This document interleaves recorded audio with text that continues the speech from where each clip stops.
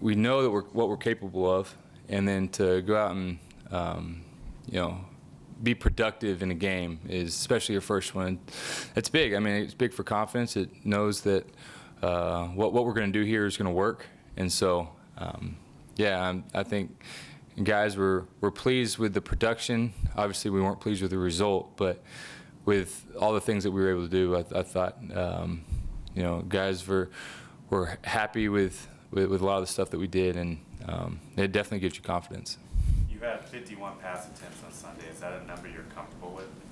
Yeah, whatever it takes to win. I think it's one of those things that going into the game, we knew there was a chance it could be like that, but we weren't exactly sure how they were going to play us. And so with the way they played us, I mean, we knew that we were going to throw the ball a lot. And so, we had opportunities in the game. We just got to make one more play that allows us to win. You had a pretty good defensive front. 49ers have a pretty good defensive front. That's life in the NFL, I guess, right? Yeah, it's one of those things. Everybody's got good players. That's the NFL. So for us, we got to prepare for another good front. And this team created a lot of turnovers last week. So I mean, they played well, and we just got to be ready for it. You guys were 0 for 3 in the red zone, but you had the one where the ball slipped out of your hands. A couple of penalties took you off schedule. Did you feel like you never really got to show the red zone stuff maybe you put in? Yeah, I mean, we got set back. Obviously, like you said, the ball that slipped out of my hand, the holding call set us back, and so I mean, there's some things that we wish we could have got to, but we've only played one game so far. There's a lot of offense left. You feel like you got good red zone personnel from Tyler to John to running backs to all that? Yeah, I think you just look at the past couple of years here, we've been really good in the red zone, and so it's one game, obviously, and unfortunately we weren't able to take advantage when we were down there, but it's just one game. There's a long season ahead. You learn something from every game that you're playing in. What's the biggest thing you learned about you, the team, whatever, going out there to Seattle? For us, we fought all the way to the end. The energy level was great. Guys had each other's backs. There was never any doubt that we were going to win the game, which was great. And guys were holding each other accountable. You see the way the defense was flying around, the way they were making plays. Everybody was rallying around guys. I mean, it was big, and so it's fun to see. It's what you want to have. Zach always talks about being a connected team, and I think we showed that on Sunday. With John Ross, I mean, when he was drafted here, you see his speed, you see what he can be. It felt like Zach said, okay, this guy is too good, too fast not to put in our game plan. Was that how you always envisioned things being with John, the way it played out on Sunday? John is so talented, and that was just the beginning for him. I think John has gotten really comfortable with what we're doing, what we're asking him to do, and he even mentioned it. He's playing with confidence, a confidence he hasn't had the last couple years, and so that's big.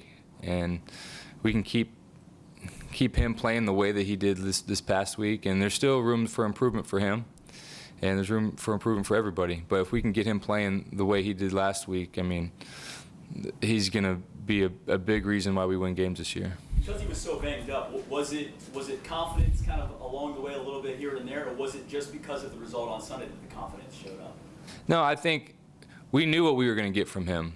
You want to see it in a game. We've seen it in practice. We've seen it, glimpses of it since he's been here. But he kind of put it all together last week, and I mean, he's making contested catches. I mean, the second touchdown he had was an unreal play by him.